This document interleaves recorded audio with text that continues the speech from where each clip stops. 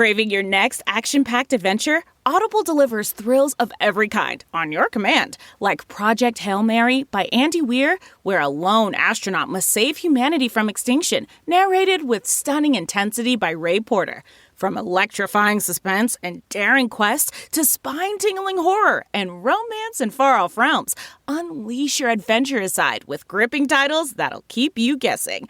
Discover exclusive Audible originals, hotly anticipated new releases, and must-listen bestsellers that hook you from the first minute. Because Audible knows there's no greater thrill than the one that speaks to you. Discover what lies beyond the edge of your seat. Start your free 30-day trial at audible.com/WonderyUS. That's audible.com/WonderyUS.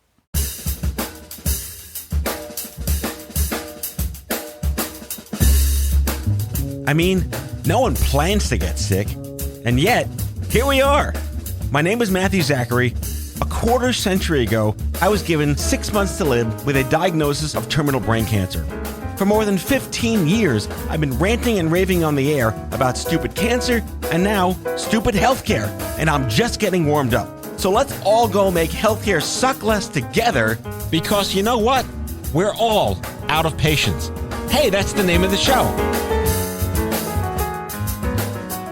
Howdy, friends. Welcome back to Out of Patience. I got a great bonus episode for you today because we're proud to reveal right here at OffScrip Health that there's a brand new podcast you can subscribe to today called Is It Serious? One of my favorite things is to take two people who have never met and who each are extraordinary human beings, introduce them, and make magic. And that happened with this show. So going back 15 years, I met Dr. Jean-Luc Neptune, MD, PhD, MBA, startup guy, investor guy, super smart doctor. And only recently I met Dr. Mark Lewis, who's an internist at Intermountain in Salt Lake City and also a survivor of pancreatic cancer. So like any good Reese's peanut butter cup, I took the chocolate and the peanut butter and we made magic. JL and Mark Lewis are the hosts of Is It Serious? So think Car Talk meets Kitchen Confidential meets SportsCenter Recap meets Penn and Teller, only Teller speaks. It's a funny show. It's tongue-in-cheek. It's meta. These are two guys who are just getting to know each other as human beings, as fathers, as caregivers, as patients, pulling back the curtain on some of the inanity in healthcare from their perch and their perspective. So we're hijacking this particular episode of Out of Patience for me to speak to both Jean-Luc Neptune and Mark Lewis, who have both been guests of mine right here on the Out of Patience podcast feed. So brace yourself for a fabulous conversation amongst the three of us about what it's like to be doctors in the 2020s, the pitfalls and shenanigans that are happening every day in the healthcare system, and what it's like to build a chemistry with a peer with so many common threads and invent a podcast for you. Is It Serious? Is available on the OffScrip Health Podcast Network and is available wherever you get your podcasts. Let's get started.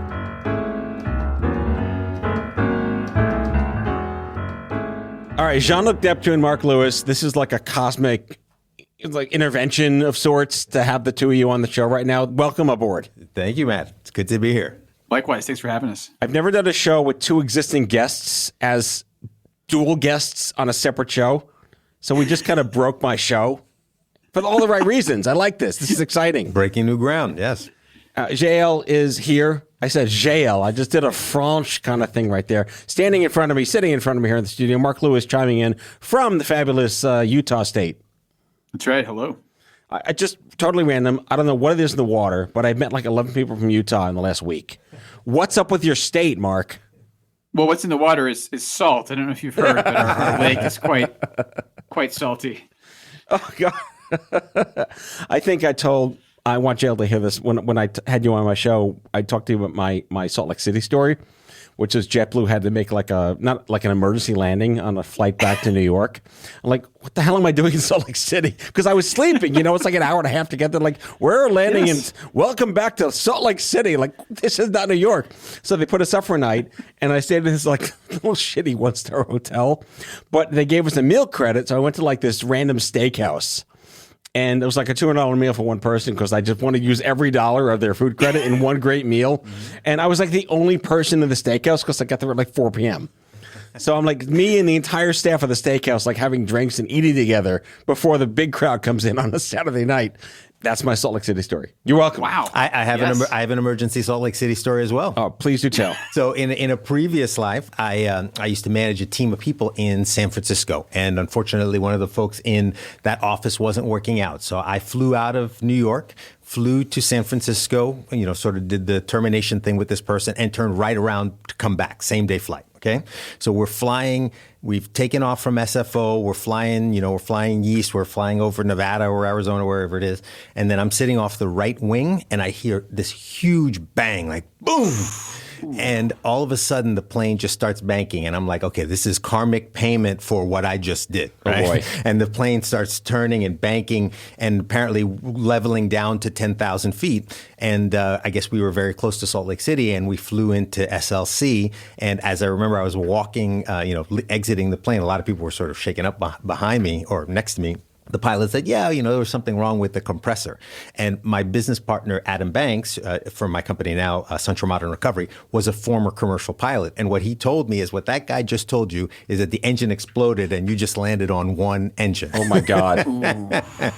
Wow. But the thing is, I'll always say, when we landed in Salt Lake, the JetBlue folks, this was early, right? So this is, or almost... Wait, it's not just the Salt Lake City story. It's a JetBlue airplane flight to Salt Lake City emergency story. Yes. And when we landed at JetBlue, like all these JetBlue employees were there to receive us, and they were so nice and so kind, and they put us up for the day and gave us Wait, were we on the same flight? Yeah, we may have been. That's a sliding doors conversation. Wow. That's amazing. I'm thrilled to have you both back on the show, again, collectively now instead of individually, because you guys are now hosts of a podcast right here at OffScrip on the OffScrip podcast network called Is It Serious? And when we were just concepting the show, my co-founder Andrew and I were like, who would be the most interesting chemistry-ridden human beings to counterpoint and yet not counteract each other, that are hysterical, kind of know where their respective bodies are buried, and have an inane perspective on how redonkulous healthcare communications, doctors, just the general universe is, but who have the credentials and went to med school to back up all their opinions and their thoughts. And I'm like, there's only two people on the earth right now. This isn't even a choice. It's like, you're going with, you're doing Ryan Gosling for the reboot, of Blade Runner. Like, there's no choice. That's it. Yes, you had me at Ryan Gosling. Yes. Yeah, there's no more. So I'm like, Jean-Luc Neptune and Mark Lewis must know each other, must become instant friends, and must be the co-hosts of this show. And I want to just get a sense of your first impressions when I said, I love you, you're awesome, you're doing this. JL. Well, Matt, I've known you for a long time, right? So, many people I've talked to have said, hey, did you plan to do a podcast? And I said, no, I had no idea I'd be doing a podcast, but it's in the relationship that I built with you that goes back, 15 years or so? Yeah, 15 years. From, your stupid cancer days. So I think it's been great doing a podcast. I think it's been a great opportunity. What I discovered, in fact, was one of our episodes that'll be coming out soon is an episode about my father's death. My dad died of cancer in 2014, and I never really had a chance to tell that story and all the things that had come through it. And the podcast has really been a great platform to tell that story. So it's been a great opportunity so far. I've loved doing it. I've hit it off with Mark right out of the gate. We can talk a little bit more about that chemistry and why that's come about, but it's been a great opportunity so far. Unlike knowing you for 15 years, I've known Mark for maybe a year and a half. And he's been like the greatest benefit of exiting stupid cancer and entering this Twitterverse of interesting people, like the Degrassi High sophomore class of the Matthew Cinematic Universe, so to speak. And I've never quite experienced a funnier human who happened to be a doctor on Twitter that wasn't just funny, but got like hundreds, if not thousands of likes and retweets of a post. This is antithetical to everything we understand medical professionals to be. And like, I need to know this guy. So I stalked him accordingly. And apparently he was secretly stalking me at the same time. Yes. That's exactly right. And then I got your cell phone somehow. You're like, this is Matt. I'm like, this is Matt. I'm like, this is Mark. Oh my God. I was like, I want you on my show. You're like, you do? So this dual fanboy thing was going on at this point. Yes. And exactly. we've become really good friends in the last couple of months. And like, there's no one more interesting to compliment Jean-Luc Neptune than Mark Lewis. And I guess this is the oddest, strangest, unnecessary icing on the cake. In the best, worst sense of what I mean is Mark has cancer. Congratulations. Yes. Not a requisite, but kind of like an odd way to throw a little more, maybe more cardamom. Is that the right phrase? Cardamom into the recipe? Yeah, sure. You start to get into hot water with OSHA if you make cancer a job requirement, Matt. But it lends a certain authenticity. And honestly, I'll just echo JL that we are really grateful to you. You've been so gracious in sharing your platform. What I really like is being able to talk to someone rather than text them. And the reason I like it is literally the sound of the human voice. There is so much that you can convey in inflection and tone that is actually lost in the written word. And you were kind to mention Twitter, where almost all of my misunderstandings have arisen on Twitter, is people ascribing to my words a tone that I did not initially intend. So to be able to actually speak to JL and our audience is truly it's a great privilege, and one that I'm enjoying so far. So what was it like meeting each other for the first time, coming from the metaverse? Like, there was probably some instant, like, we should probably take this seriously, or maybe not. But on your first call, what was it like to get to know each other? And you're still kind of getting to know each other. Absolutely. Again, I was alluding to it before in terms of the chemistry. I think Mark and I have gotten on very well from the beginning because we both come from the same brotherhood, right? So again, it's hard to explain to people who have not been through medical training how bonded we are as professionals, right? And how much we experience together and grow together as we train through medical school, residency, and then into our careers as they progress. I always say that, some of the best friends that I ever have are from medical school and from residency because we went through such intense training periods together. And Mark is in the same specialty. Internal medicine tends to attract certain types of people. Yes. So, internists tend to be nerds. and maybe not nerds, but I would say thoughtful people, caring people. Watch your language. People who are motivated by a sense of mission, who are coming into medicine often for the right things, And I think that just naturally helps you hit it off, right? And you sort of see the world in very similar ways. So although I still have a very meta relationship with Mark, I haven't met him yet. Hopefully we'll get out to Salt Lake at some point. He'll be here Not on JetBlue. Not on JetBlue. Salt Lake City, we have open runways. Yes, that's going to be our new tagline. But I think it's coming from the same background, coming from that same training process that I think has been hugely important. And I think both having a good sense of humor. I think that's very important as well.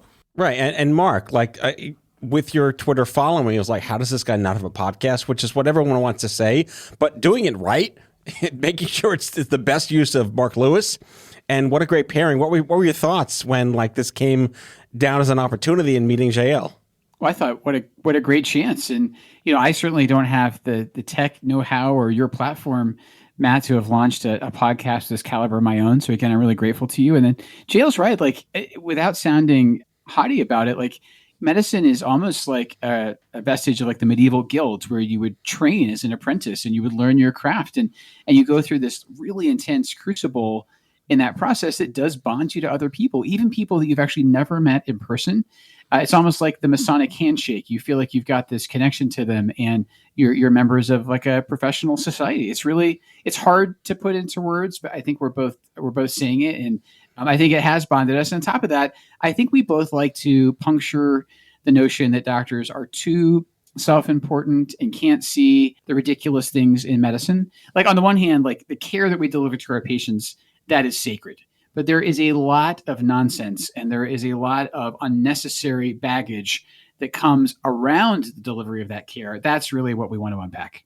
You touched on my next question, which is this I guess, this stoic perception of medical professionals as being lack of empathy, this low EQ mechanics that don't really think about humanity. But at the same time, you're still people, and sort of throwing back the curtain on the fact that you have families and children and you have gone through illness. And, if you trace back the Out of Patients feed, JL was on my show after he had COVID Classic. We had COVID Classic, 2020 COVID. That's right. Right? Pre-Delta COVID Classic. OG COVID. OG COVID, yeah. And you are human beings. You have a great story to tell. But the fact that you are so self-aware to poke a stick at the industry in which you serve is rare. Look, I think, I will always say that I felt like I was sort of a misfit during residency because I explained this in a discussion that we had recently. I didn't have any respect for the hierarchy, and I think that sort of got me in trouble sometimes. As Mark mentioned, it's a guild, right? And you have to respect that if you want to move up the ladder. For me, I was always very comfortable telling foolish people that they were foolish, or at least thinking that in my head, right? So I think that, part of how I come to this is having a different perspective. Remember, I've built a couple businesses, about that history. So I think that makes me a little different. I think if you look in Mark's history as well, you probably find some things that other doctors haven't done. Certainly his history as coming to the United States as a teenager. I think, we're sort of different to some extent, Yeah, we can't not let my listeners hear, I hate double negatives, your Scottish accent. All right. Oh, the brogue. Yeah, I'll bring it out now then. I'll just say, I'm really fortunate with my employer. Yeah, there's a lot of healthcare institutions that would not really smile upon their physicians having this degree of freedom of speech. And I know there's the tweet's my own caveat in my Twitter bio or whatever, but let's just think about how much my healthcare organization has allowed me to do what I want to do. They enabled live tweeting of my pancreatic cancer surgery in 2017. They provided cameras, they provided a social media team to do that. And that was really the first time I realized, wow, they are incredibly supportive of me, not just as a doctor here, but as a patient, and a patient that wants to speak out. And so I sort of think that was my eureka moment that, wow, I really work in a great place, and I am allowed to speak truth to power. Wait, now do Ewan McGregor as William Wallace. I love it. No, I want him to give me the intro scene to what's that damn movie called? Trainspotting. Trainspotting. I want to relive that scene, right? Well, let's do it. She's life. She's a job. She's a career. She's a family. I want you and dental insurance and fixed interest mortgage repayments. She's a starter home. Choose your friends. We were colonized by wankers. That's great. That's good stuff. Oh, my goodness. All right. Well, we're going to take a quick break and come back with John-Luc Neptune and Mark Lewis to talk about Is It Serious? The latest, greatest, awesome new podcast right here on the OffScrip Health Network. We'll be back in a second.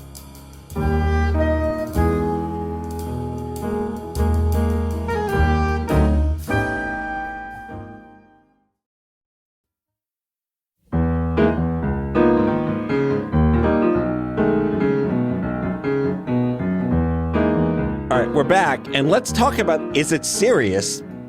Because it is kind of serious to bring to life a show with two doctors with amazing perspectives and experience who can make fun of themselves and the industry itself. I didn't think that there was anything kind of in the podcast universe to that effect. And in all the kind of pre-research that we did with our producers, everything's kind of boring.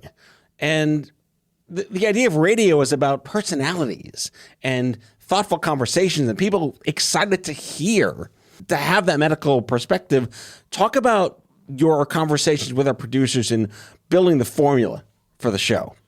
We do want to take the subject matter, when appropriate, with the right amount of gravity, but also, like I said, it's really crucial to tease apart the actual practice of medicine from the context of healthcare. And I think we're trying to sort of explore that gap. And we also know that, again, one of the reasons doctors and doctor speak turns people off is it can be so sterile. It can be so technical. Already, I'll tell you, there have been several times I've lapsed into jargon, and either JL or our wonderful producers have said, Mark, normal people don't talk like that. So, it's actually been a corrective. It helps me sort of realize, this is you get so immersed in the medical world, Matt, that you actually forget how people talk, how people communicate, and what is comprehensible and what's not. So if this sort of back and forth helps people understand healthcare better, then we are doing our job. And look, for me in many of my businesses, I've struggled for a long time to try to find the right kind of tone when communicating with a general audience. On one hand, you have what is so much of like the academic medical center content out there, which is like a doctor in a white coat, literally like not frozen, not moving a single part of their body, his or her body, looking at the camera and just talking about a topic. And it's just, that doesn't work at all.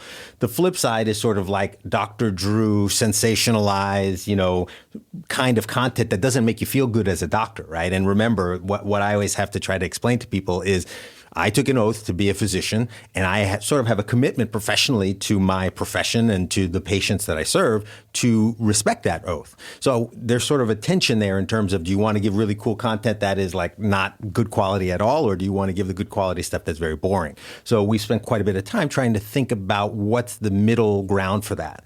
The original concept was Car Talk. For those who are familiar with the show, two brothers who talked about cars. They both happened to also go to MIT. So they were sort of brilliant guys, and they could talk real stuff about how cars work, and they could make it entertaining. So we were very much influenced by that.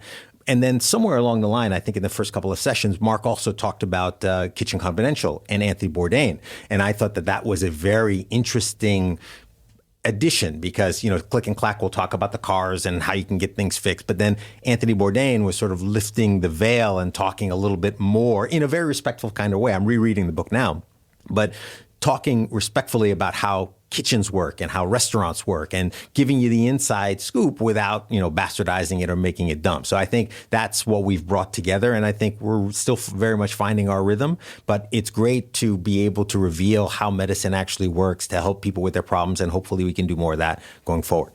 There's an awesome part of that too, which I've been experiencing in listening to the episodes, which are just absolutely astonishing, is, The Simpsons did a great job in planting like adult humor in the cartoons. You plant like doctor humor in the shows where if listeners happen to be of the medical universe, they'll get that joke, and half the people like be scratching their heads right over there. But that's the best inside baseball that you're weaving in there. We can't wait to introduce this show to more people in the medical profession because, we're giving them permission to be human beings and to laugh at the inanity of what this is. I also want to point out again, Mark is a patient. You are a caregiver, and owning a dual badge like that gives you permission and the availability to be vulnerable and yet professional at the same time. Can you speak to how the episodes are manifesting and you're able to pull that out of yourselves, JL? Look, a big part of the training, we alluded to this before, was developing a certain type of stoicism. I think you don't give doctors enough credit for being empathetic, but there is a certain kind of stoicism that comes out of treating large numbers of people and helping people who are often in very difficult parts of their lives. I deal with addiction. Mark deals with cancer. So I think what I like most about the show is the opportunity to step back, take off the white coat. I don't wear a white coat these days, but to step back, take off the white coat, and to be able to express some of that, the uncertainty that you can't always express to patients, to express some of your frustrations, which most doctors end up screaming into the ether, in terms of their frustrations. So again, I think it's a great platform, and it's an opportunity to step away from the day-to-day part of being a doctor. So for the listeners, if you're going to hear background noise when Mark talks, it's because he's actually working right now in his clinic, and those are real people in the hospital. We'll de-identify them if they say their names. But I think it's just important. It's such a reality check that here's a guy trying to save lives every day, doing the show right now with real people happening in real time. Mark, very courageous. Are you getting like spitballs thrown at you by the other nurses? No, actually, I was going to say we need like the HIPAA police buzzer if someone starts to disclose their personal health information. But no, but Matt, what I would tell you is oncologists in particular have a terrible reputation, and it's because we have gotten sort of confused with the treatments that we give, which for years, for far too long, have been horrendously toxic. And so that toxicity has bled over into our public persona. So I know it sounds like overly lofty for a podcast, but one of my goals on this platform and in fact on social media is to humanize oncologists. Most of the people I know who came into cancer medicine didn't do it just because of the science. The science is very cool, but they did it because they are really drawn to people. And I think the problem is so much distance gets put between us and the patients that we all lose sight of that. So I don't know if I will succeed, but if anyone comes out of this thinking of oncologists as human beings, then again, I'll feel like this was really worthwhile on top of everything I'm getting out of it. So I want to start talking about some of the episodes that listeners can enjoy when they subscribe, because you will subscribe to it. Is it serious? But this is an ongoing question that I feel we can tackle as a narrative here as a media company. Is this, how do you take care of yourself? And some of the conversations we had at Super Cancer with many of our oncology friends was, what helps you sleep at 3 a.m. when that patient died that day, or when you had to tell that family your kid's going to be okay? Mark, you tweeted only recently, the best day of your life as a professional oncologist is when you tell somebody they're cured, right? Yeah. And you're living in that experience as someone facing this disease every day. Can you share with the listeners and hopefully fellow medical professionals that will listen to this show and have it syndicated on your show, what are your life hacks to manage your family, your friends, and your life at 3 a.m. proverbially? Yeah, wow. I mean, for a long time, I thought they could be compartmentalized, but then I realized when I go home, like, there's not like this discontinuity that happens the moment I pull in the driveway. Like, to some extent, I do bring my work home with me. So actually being emotionally honest with my wife and my children, just in the same manner I'm trying to be vulnerable on the show, has actually been the best remedy. Like, they know me so well. They know if I've had a good day or a bad day. My kids are 14 and 11 years old. They are now well aware when I've lost a patient. And so that honestly, Matt, it sounds weird. I know a lot of work-life balance sort of pretends like the two things don't coexist. For me, it has actually been more helpful to lean into the fact that one influences the other. And I think that's part of what the show's about too, is that, we are not just doctors during our working hours and then people outside. We are people the whole time. And again, that's important that our listeners see healthcare professionals as fellow human beings. Yeah, I agree with Mark. You cannot effectively compartmentalize, all these things. You cannot separate parts of your mind. And in fact, as a problem solver, you're often working problems throughout the night, right? You're working problems in the shower. You're working problems when you're eating your breakfast or whatever. My wife, who was my girlfriend at the time when I was doing my residency, told me that sometimes I'd wake up in the middle of the night and we'll say, like, did I send the Chem 7 or something like that? Did I send the labs? Did I get this done? I think the way I have adapted to this is just being thorough, just knowing that I've done everything that I can do. I've dotted every I, I've crossed every T. I've done everything that is within my power, and then the rest of it is out of my control. And I think that's probably been my number one approach. There are things I can control, things I can't control. I'll worry about the things I can control, and try not to worry so much about the things I can't control. So going to the podcast itself, is it serious? Where do you draw inspiration on what makes a great episode? I think we did some episodes that are going to come out soon. One is the story of my father's cancer. As I said, my dad died in 2014, and Mark's cancer. And to me, I think those are going to be the two most compelling, because they just get at the emotions that we went through, our experiences as physicians, the things that we learned, the things that we were surprised by. I think those are going to be the most compelling. And at the end of the day, I think narratives, stories are compelling content when they are sprinkled with insights from people who are experts and know what they're doing. So I think those are going to be the most, some of our most interesting episodes. Mark? Yeah, I think that's really well said. I think honesty is compelling. Stories are compelling. And frankly, so much of medicine, as you've already alluded to with the background noise, so much of medicine is necessarily veiled in confidentiality.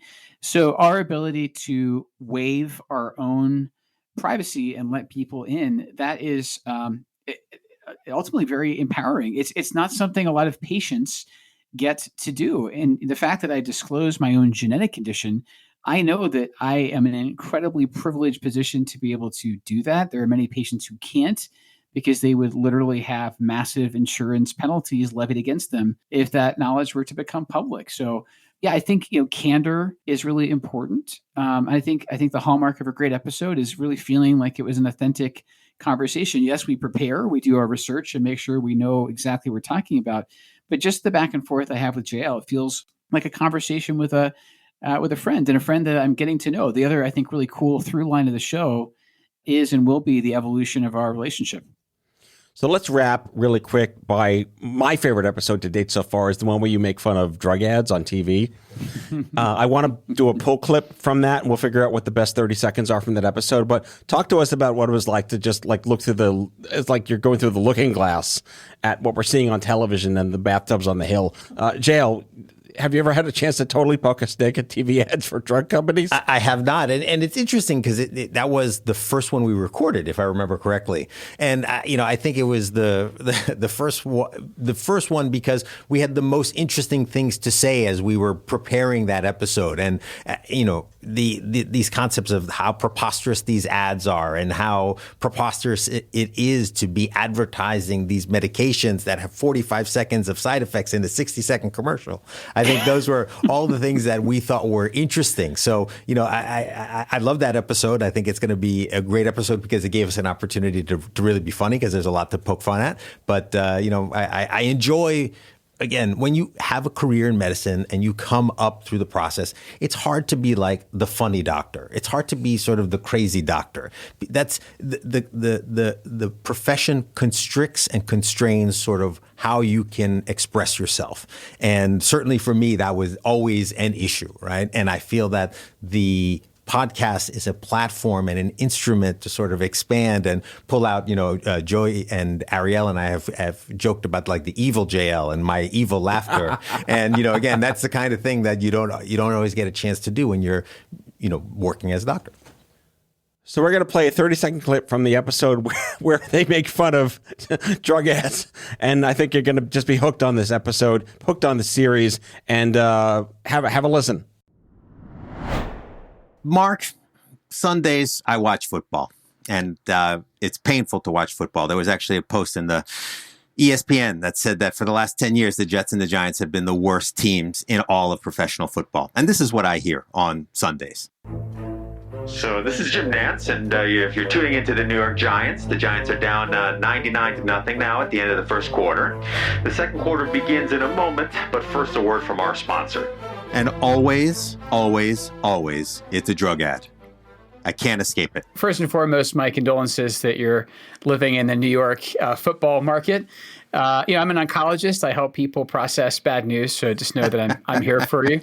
If you've consumed a full day of NFL football, you've been sitting on your couch for 9 hours, and you may have circulatory problems. And so I don't think it's any coincidence that there tend to be drugs that, shall we say, target blood flow. So side effects of listening to a series is like I like to punch the gut of hysteria. There's no. So what are the side effects? I feel like the entire show should have a disclosure at the end about like side effects of listening to this may include hysteria, non-insomnia, a penchant to want to subscribe to different shows, a rush of adrenaline, all sorts of fun things. I can't thank you guys enough for coming on out of patience. And again, like we're kind of building an event horizon here of opportunity within the lens of the OffScrip Health Podcast Network. Dr. Jean-Luc Neptune and Dr. Mark Lewis are the co-hosts of Is It Serious? The latest, greatest new podcast right here at OffScrip Health on the OffScrip Health Podcast Network. Subscribe wherever you get your podcasts. And this episode, not sponsored by JetBlue and Salt Lake City. Gentlemen, thank you for joining me. Thank you very much for having us. Thanks, man. That's all for now.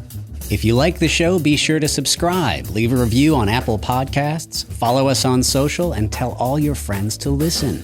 Tell us what you'd like Matthew to cover in his next episode by leaving a message for us at 855-AUDIO-66, and we might just use it in a future show. Out of Patients is a product of OffScrip Health. We are a healthcare engagement company built for patients and caregivers by patients and caregivers. Our executive producers are Matthew Zachary and Andrew McDowell. Our senior producer is Betsy Shepard. Our host is Matthew Zachary. It is recorded, mixed, and edited by Betsy Shepard. For advertising and media inquiries, email media@offscript.com. That's media@offscript.com. For more information, visit offscript.com.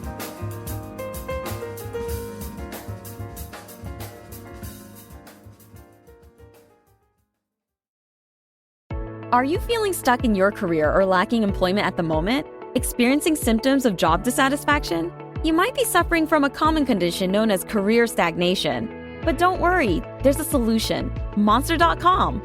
Monster.com offers a comprehensive suite of career-boosting tools designed just for you. Our free resume review and AI interview prep tool will help you stand out from the crowd. Need more guidance? Dive into our career advice articles for expert tips and insights. And don't forget to check out our salary tools to ensure you're getting paid what you're worth. Side effects may include a new job, increased confidence, and a brighter future. Consult Monster.com today and take the first step towards your new career. Ready for your next job opportunity? Visit Monster.com now.